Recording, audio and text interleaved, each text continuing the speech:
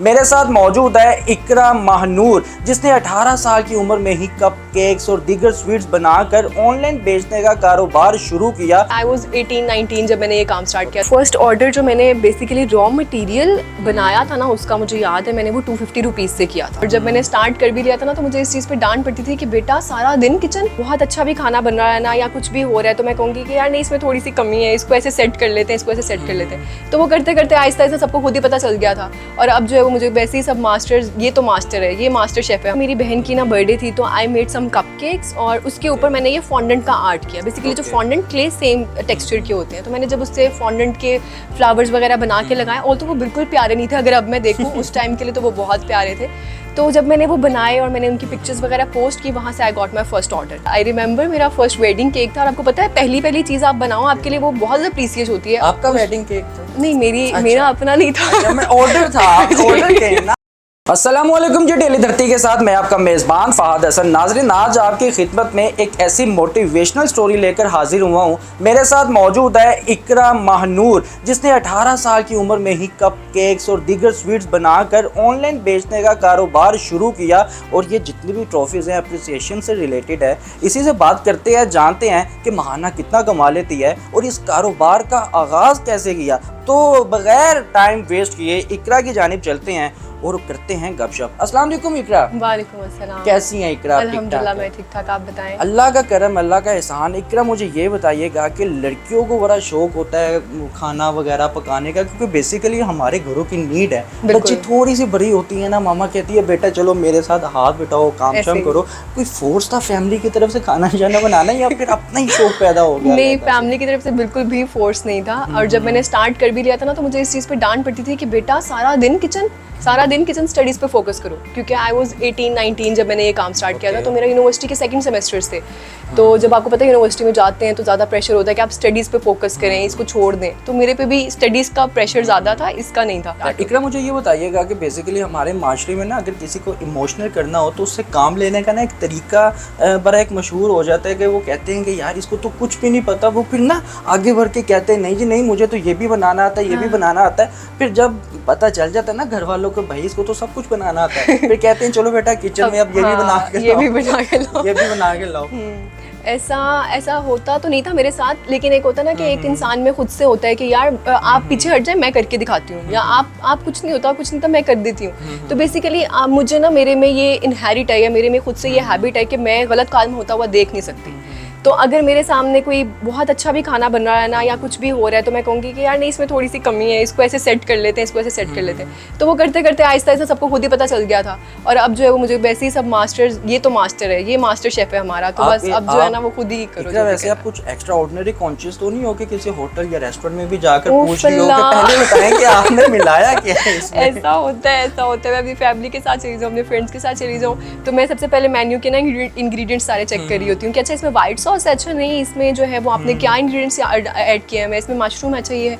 तो वो सब मुझे कहते हैं कि प्लीज़ आप इसकी बातों का माइंड मत कीजिएगा, ये इसको खुद बहुत ज़्यादा आता है ना, इसलिए ज़्यादा कॉन्शियस होकर पूछती है। तो ये ऐसा होता है। अच्छा इकरा, ये बताइएगा कि केक्स वगैरह, कप केक्स और जितनी भी स्वीट्स का बनाने का और इसको बिजनेस की तरफ लेकर जाने का ये आइडिया कैसे आया आपको? बेसिकली मेरे में ना एक स्किल था शुरू से डिज़ाइनिंग का, मुझे क्राफ्ट्स का बहुत ज़्यादा शौक था। मुझे जो है वो डो मेकिंग, बेसिकली क्ले, बच्चों का क्ले जो होता है ना, मुझे उसके फ्लावर्स बनाने का बहुत शौक होता था। तो मैं उसके फ्लावर्स से ना ज्वेलरी बनाती थी बहुत टाइम पहले। तो ऐसा हुआ कि मेरी बहन की ना बर्थडे थी, तो आई मेड सम कपकेक्स और उसके ऊपर मैंने ये फॉन्डेंट का आर्ट किया। बेसिकली जो फॉन्डेंट क्ले सेम टेक्सचर के होते हैं, तो मैंने जब उससे फॉन्डेंट के फ्लावर्स वगैरह बना के लगाए, और तो वो बिल्कुल प्यारे नहीं थे। अगर अब मैं देखूँ उस टाइम के लिए तो वो बहुत प्यारे थे। तो जब मैंने वो बनाए और मैंने उनकी पिक्चर्स वगैरह पोस्ट की, वहाँ से I got my first order. तो पैसे आते किसको बुरे नहीं लगते। बिल्कुल, मैं सोशल एक्टिविस्ट थी आप? बिल्कुल ऐसे ही है, सोशल एक्टिविस्ट ही थी। मुझे बेसिकली मेरा सोशल सर्कल बहुत ज़्यादा था, क्योंकि मैंने डिफरेंट सोसाइटीज़ ज्वाइन की हुई थी यूनिवर्सिटी में, और मैं काफ़ी इन रहती थी इन कामों में। और एंटरप्रेन्योरशिप क्लब थे हमारे, बिजनेस क्लब थे, उसमें मैं मार्केटिंग हेड थी, प्रेसिडेंट थी। मतलब इस तरह मैंने काफ़ी ज़्यादा एक्टिविटीज़ में पार्टिसिपेट किया। आपने छोटे सी उम्र में इधर भी टांग है, उधर भी टांग है, समझ नहीं आती कहाँ जाऊँ। लेकिन देखिए उन पंगों का ना फ़ायदा ये हुआ कि अब मैं आराम से बैठ के जो है ना वो खा रही हूँ सिर्फ, क्योंकि आपका सोशल सर्कल माशाल्लाह इतना ज़्यादा हो जाता है, सब आपको इतना ज़्यादा अप्रिशिएट करते हैं, आप दूसरों के लिए इतना ज़्यादा इंस्पिरेशन बन जाते हो कि सब आपको खुद ही सपोर्ट कर रहे होते हैं अनइंटेंशनली। तो उस सोशल सर्कल का बेसिकली मुझे फ़ायदा ये हुआ कि मुझे मार्केटिंग नहीं करनी पड़ी अपने ब्रांड को लेके, सबको पता था कि अच्छा ये इकरा है और ये काम करिए, चलो बस इसी को ऑर्डर देना है। तो ये होता है फ़ायदा कि अगर आपने अच्छा सोशल सर्कल रखा हुआ और आप किसी अच्छी फील्ड में अपने आप को मनवा रहे हो। अच्छा, अगर कैटेगरीज डिफाइन की जाए तो बेसिकली कुछ ऐसे लोग होते हैं जो खुद ही एक्सपेरिमेंट के तौर पर काम का आगाज़ कर देते हैं, कुछ ऐसे लोग हैं जो फैमिली से तो ऑब्वियसली डिस्कशन करते हैं, उनसे एडवाइस लेते हैं, बट बाहर 3600 बंदों से पूछते हैं कि भाई मैं ये करूँ, कंफ्यूज रहते हैं अपनी लाइफ में। तो आप दोनों में से कौन सी कैटेगरीज की एक फीमेल पाई गई है कि आपने छुप छुप के काम किया, जब तरक्की मिल गई आपने कहा यार अब तो बताना बनता है, अब तो पता बाहर से चल गया तो लिटर परेड हो सकती है। ऐसा ही हुआ है मेरे साथ, ऐसा ही हुआ है। जब मैंने इनिशियली स्टार्ट किया था तो मेरे पेरेंट्स बहुत ज़्यादा रिलक्टेंट फील करते थे कि नहीं बस ठीक है, शौक के तौर पे कर रही हो, इट्स फाइन, अभी मत बताना। मतलब ऐसा नहीं था कि अनइंटेंशनली नहीं बताते थे, लेकिन ठीक है बस शौक के तौर पे कर रही हो तो बस इट्स फाइन, मतलब पब्लिकली करने की ज़रूरत नहीं है। तो अब वो जब ये होने लग गया कि मेरे ऑर्डर जो माशाल्लाह बड़े बड़े ब्रांड्स के साथ एफिलिएट होने लग गए, मैं बड़े बड़े स्कूल्स के साथ जो थी वो काम करने लग गई, कपकेक्स जा रहे हैं ये वो, तो आहिस्ता आहिस्ता चीज़ें ज़ाहिर है खुद ही पब्लिसाइज होने लग जाती है। मैं अपने पेज प्रमोट करी हूँ तो चीज़ें खुद ही ओपन होती गई। तो वहाँ से मुझे अल्हम्दुलिल्लाह अल्हम्दुलिल्लाह अल्हम्दुलिल्लाह मेरी माशाल्लाह से फैमिली अब सुपर सपोर्ट करती है मुझे। पहले इनिशियल कुछ मुश्किलात का सामना बहुत ज़्यादा। आई रिमेंबर मेरा फर्स्ट वेडिंग केक था और आपको पता है पहली चीज़ आप बनाओ आपके लिए वो बहुत ज़्यादा प्रीसियस होती है। आपका वेडिंग केक था? नहीं मेरा अपना नहीं था। अच्छा, मैं ऑर्डर था, ऑर्डर के ना आप बात कंप्लीट नहीं करती, देखने वालों का दिल टूटता है। कोई बात नहीं, टूटने दे। मैंने फर्स्ट वेडिंग केक बनाया था तो बिल्कुल ऑर्डर था। ये क्लियर किया करें ना बात। ठीक है जी, मेरा फर्स्ट वेडिंग केक का ऑर्डर था ये बात। तो मुझे बहुत ज़्यादा प्रीशियस था मेरे लिए कि ये मैंने first time 3 tier wedding cake जो है वो बनाया है। तो मुझे मेरे कुछ रिलेटिव्स जो थे वो हमारे घर आ रहे थे, तो ना मेरे पेरेंट्स तो हो गए बहुत ज़्यादा परेशान कि नहीं इसको जो छुपाओ, इसको छुपाओ। आई वाज लाइक कि मतलब क्या सिर्फ वेडिंग केक है, नहीं इसको छुपाओ। तो खैर अब मतलब उस टाइम के लिए तो इतना प्रेशर था, बहुत ज़्यादा प्रेशर था कि एक तरफ आप काम कर रहे हो और दूसरी तरफ जो है वो आप ये सोच रहे हो कि अच्छा इसको छुपाना कैसे। मतलब 6 बज रहे हैं और मेरे पेरेंट्स कह रहे थे इसको डिलीवर करा, जगह भी नहीं मिल रही होती उस वक्त, कहाँ रखूं भाई। ऐसे ही अब रिश्तेदार ऐसे हैं खुद ही आके देखने लग जाते हैं, कुछ नया मिले कुछ नया टॉपिक मिले यार, बोर हो रहे हैं। ऐसे ही है। खैर फिर ये हुआ कि माशाल्लाह से वो वेडिंग केक भी बहुत अच्छे से चला गया। और अच्छा वो जो रिलेटिव है माशाल्लाह मुझे अब इतना ज़्यादा अप्रिशिएट करते हैं, इतना सपोर्ट करते हैं, कहते हैं तुम छोड़ो सब कुछ, अब चुप करके हम इसकी आउटलेट बनाते हैं। क्या बात। तो मतलब ये एक बड़े फख्र की बात होती है कि आपने इस तरह से छुपा के काम स्टार्ट किया, लेकिन वो माशाल्लाह से सब इतना ज़्यादा अप्रिशिएट कर रहे हैं। बेहतर हो गया। इकरा ये बताइएगा जो आपका फर्स्ट ऑर्डर था तो कितना कमा लिया आपने फर्स्ट ऑर्डर से?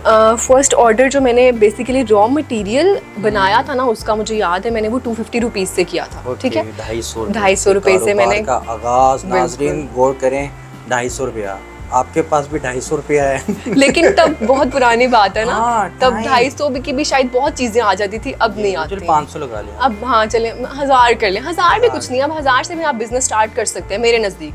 अगर किसी ने करना है तो मुझसे रब्ता करें, मैं बता दूंगी कैसे स्टार्ट हो सकता है। नाज़रीन स्क्रीन पर नंबर भी चल रहा है, ये कुछ ज्यादा नहीं हो गया? वैसे लोग वैसे मैसेज करने लग जाएंगे कि आपने वो बात बताई दीजिएगा।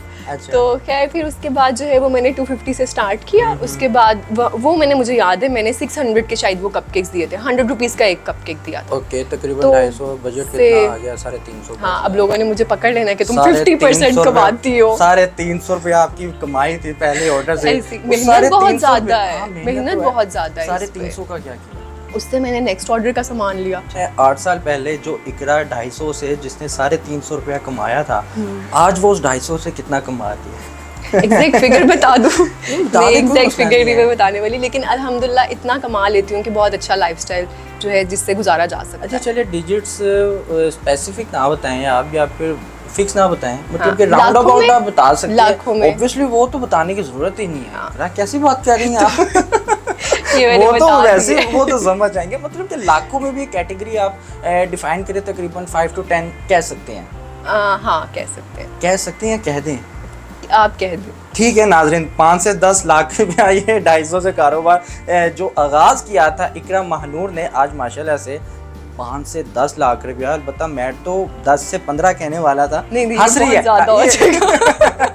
ये नैब वालों ने आ जाना मेरे बाद बिल्कुल, बिल्कुल पकड़ लेने ऐसे कहना इकरा आओ जी केक जो बनाते हो हमें बताओ कौन सा सोने ऐसे मोती ही। डाले हैं बीच में। नहीं अल्हम्दुलिल्लाह, मेरा केक्स के अलावा और बहुत सारी चीज़ें हैं ना, जैसे रमज़ान में मैंने बहुत डिफरेंट डेट प्लेटर्स और कॉर्पोरेट ऑर्डर्स थे मेरे, तो ये चीज़ें होती हैं कि आप एक जगह पे स्टक नहीं रह सकते कि केक शुरू किए हैं तो बस अब केक की लाइन में ही चलते रहो। आप बिजनेस जब आप स्टार्ट करते हो तो आपको 360 पे रोटेट करना पड़ता है, आपको देखना पड़ता है अच्छा मार्केट में क्या ट्रेंड चल रहा है, किस तरह से लोग लेके चल रहे हैं, अब क्या चीज़ हम इंट्रोड्यूस करवा सकते हैं, तो वो फिर जाहिर है कि आप जब तक करवाते रहोगे और कस्टमर लेता रहेगा। नाज़रीन बड़ा अच्छा लगा इकरा महानूर के साथ बात करके, जिस तरह से आपने भी जाना हमें भी जानने का मौका मिला नाज़रीन, जैसा कि एक मोटिवेशन के तौर पर हमने रिप्रेजेंट किया आज इकरा महानूर के टैलेंट को। 8 साल पहले इकरा महानूर ने जिस कारोबार का आगाज़ किया था सिर्फ और सिर्फ 250 रुपये से, और आज माशाल्लाह से 5 से 10 लाख रुपया महाना ये कमा रही है और मज़ीद आगे तरक्की करने के कोशिशें कर रही हैं। और इसका ये कहना है कि मैं शादी उसी से करना चाहूँगी जिसका अपना बिजनेस हो, तो रिलेटिव्स में ही करना चाहूँगी, जो भी इनके रिश्तेदार नहीं भी हैं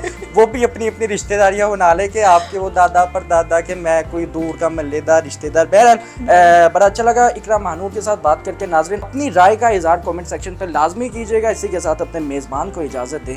अल्लाह हाफिज़।